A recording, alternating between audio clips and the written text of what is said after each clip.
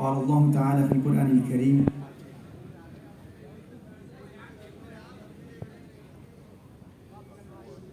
أعوذ بالله من الشيطان الرجيم بسم الله الرحمن الرحيم والضحى والليل إذا سجى صدق الله العظيم وبلغنا رسوله النبي الكريم وقد صدقت أنت يا سيدي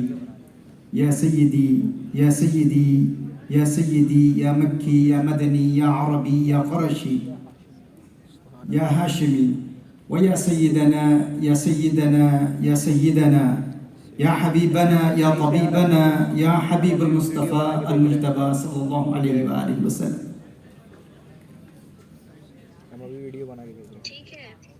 بیٹھ سے ابھی آپ آگے گفتگو شروع کی جائے. اور جی لائیو نہ چلائیں, موبائل سب لوگ اندر رکھ لیں پلیز, اس سے پہلے بھی اناؤنسمنٹ ہو چکا ہے. درد مندوں سے نہ پوچھو کہ کدھر بیٹھ گئے, ان کی مجلس میں غنیمت ہے جدھر بیٹھ گئے. ہے غرض دید سے یا کام تکلف سے نہیں, خواہ ادھر بیٹھ گئے خواہ ادھر بیٹھ گئے. سبحان اللہ ماشاء اللہ. ان عظیم اسکالرز کی زیارت کیجیے,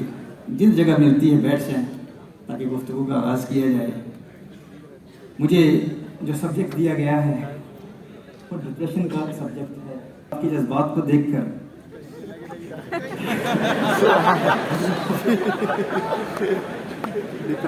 یہ human psychology, cognitive behaviour therapy, ان سارے موضوعات پر میں اگر بات کروں گا, اور آتے ہی میں نے ڈسکشن کی تھی آج کی اس بزم کے آرگنائزرز ایم ایس او کو نمائندگان سے کہ برطانیہ میں یا دیگر ممالک میں جب یونیورسٹیز میں لیکچرز ہوتے ہیں تو وہاں وہ جلسوں کی کیفیت تو نہیں ہوتی. وہاں جب اکیڈمکس سے بات کی جاتی ہے, specially human psychology, temperaments, how to discover your self, self actualization, تو اس میں جو ہے گفتگو کا اسلوب مختلف ہوتا ہے. اور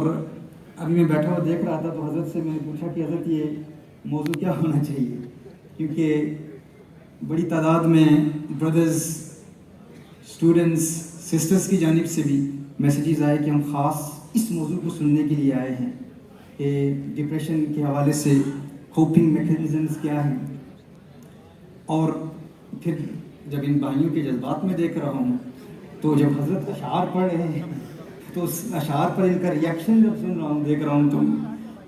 میرے دل میں بھی پھر یہ جذبہ پیدا ہوتا ہے کہ وہ کیفیت بھی ہونی چاہیے. لیکن مجھے اپنے آپ سے بار بار کہنا پڑے گا کہ کنٹرول ثاقب کنٹرول. یہاں پر خاص موضوع دیا گیا ہے تو میں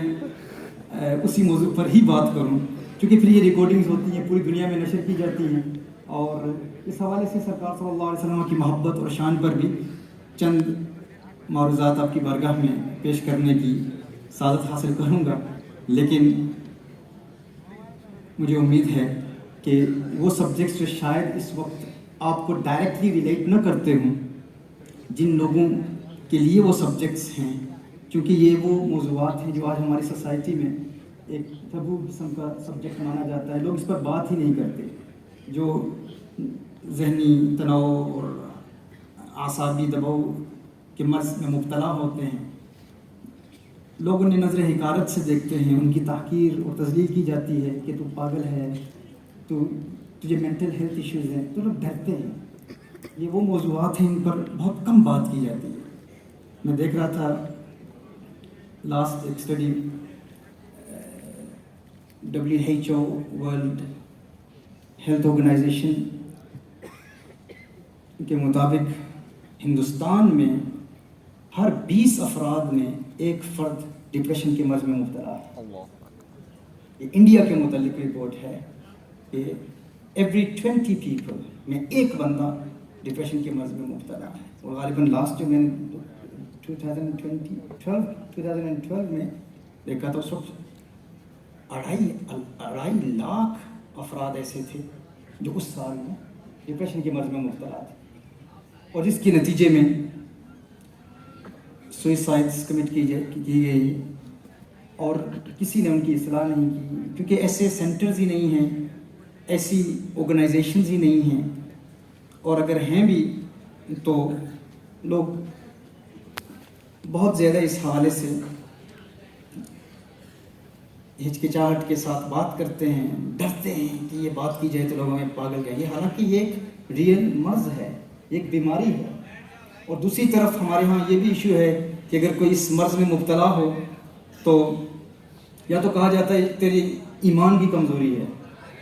تو پختہ مسلمان نہیں ہے، تو گنہگار ہے، تیرے گناہوں کا وبال ہے جس کی وجہ سے تو مینٹل ہیلتھ ایشوز میں مبتلا ہے، ڈپریشن کا شکار ہے، یا بائی پولر کا شکار ہے، یا سٹریس اور انگزائٹی کے مرض کا شکار ہے۔ حالانکہ ہر چند کے ایک مومن ایک روحانی قوت رکھتا ہے جس سے وہ ان امراض کا مقابلہ کر سکتا ہے، لیکن کوئی دل کی بیماری میں مبتلا ہو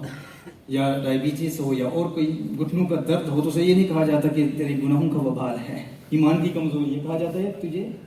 ڈاکٹر کے پاس جانا چاہیے، علاج کرانا چاہیے۔ تو اسی طرح یہ بھی ایک ریئل النس ہے، یہ ایک بیماری ہے۔ تو ہمیں ایسی بیماریوں میں مبتلا احباب کو سائیکائٹرسٹ کے پاس بھیجنا چاہیے، تھراپسٹ کے پاس بھیجنا چاہیے، سائیکالوجسٹ کے پاس بھیجنا چاہیے جو اسپیشلائزڈ ہیں ان فیلڈ میں۔ اور ہمارے یہاں یہ بڑی عجیب بات ہے کہ اگر کوئی اس قسم کی باتیں جو چند کوپنگ میکانزمز میں بیان کروں گا قرآن و سنت کی روشنی میں، ان پر کوئی بات کرتا ہے تو کہا جاتا ہے نہیں یہ مسئلہ ہی نہیں ہے، بھائی جو حضور اکرم صلی اللہ علیہ وسلم سے محبت کرتا ہو وہ کیسے ڈپریشن کے مرض میں مبتلا ہے، تو گنہگار ہے، تجھے حضور سے پیار نہیں، ایمان تیرا کامل نہیں، پکا مومن بن جائے گا۔ یہ باتیں ڈپریشن کا مریض نہیں سننا چاہتا، یا تو اسے بتاؤ کہ پکا مومن بنا کیسے جاتا ہے، یعنی اس کے مرض کی حقیقی ٹریٹمنٹ قرآن و سنت کی روشنی میں بیان کرو۔ صرف یہ کہہ دینا کافی نہیں ہے کہ تو تیرا ایمان کمزور ہے۔ دوسری جانب ایک اور ایکسٹریم ہے، وہ ایکسٹریم کیا ہے؟ وہ یہ ہے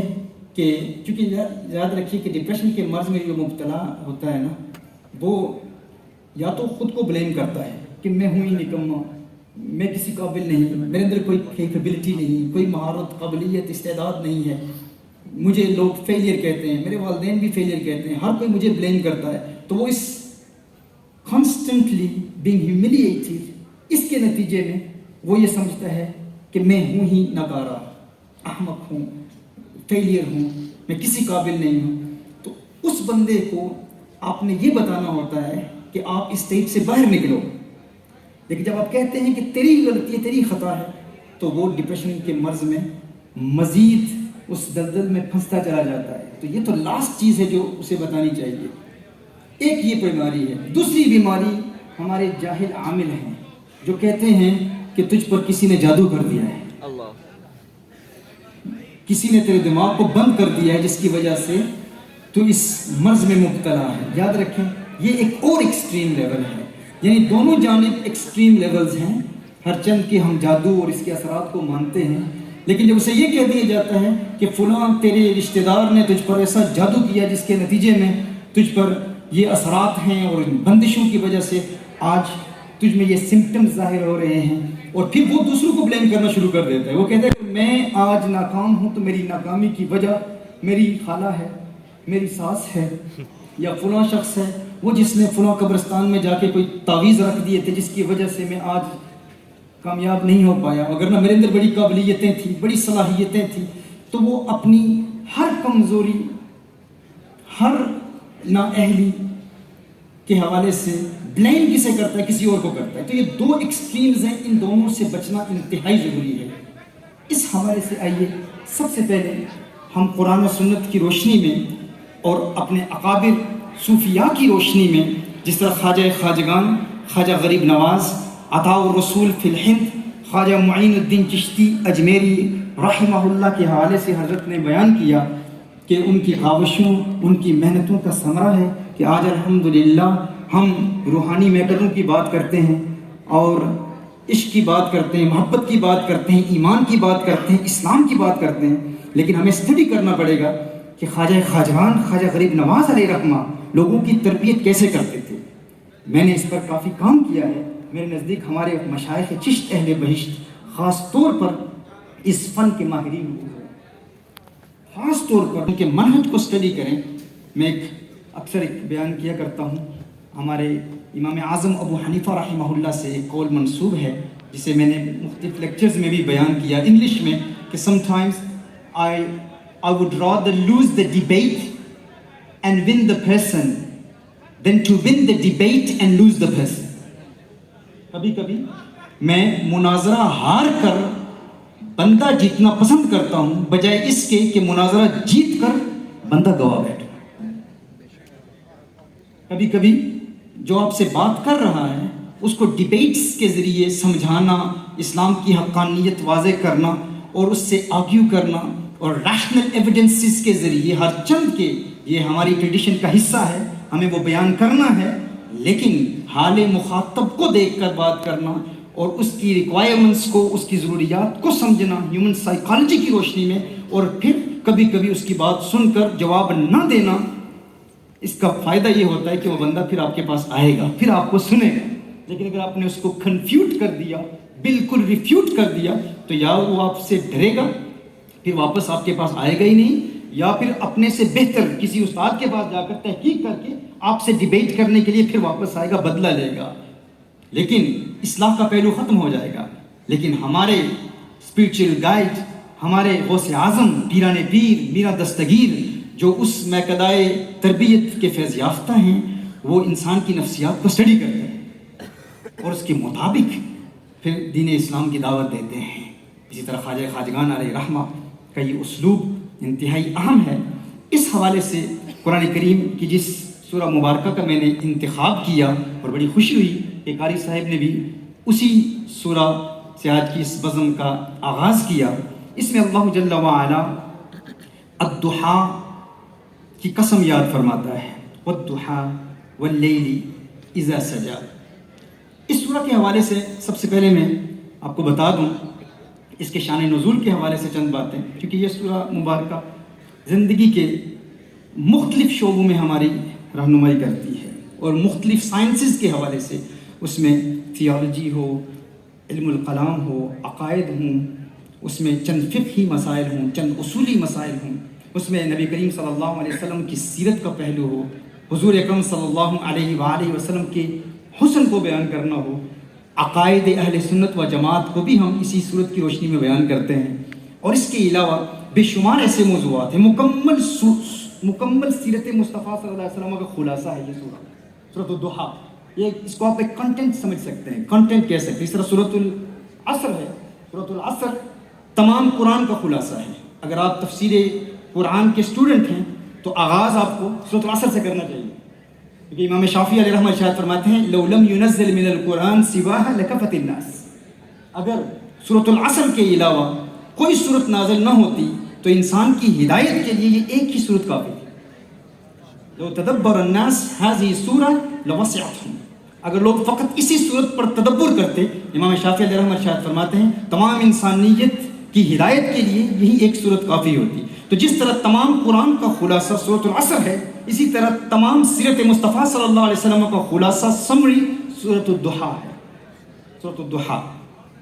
اب لیکن وہ سارے سبجیکٹس تو ہم بیان نہیں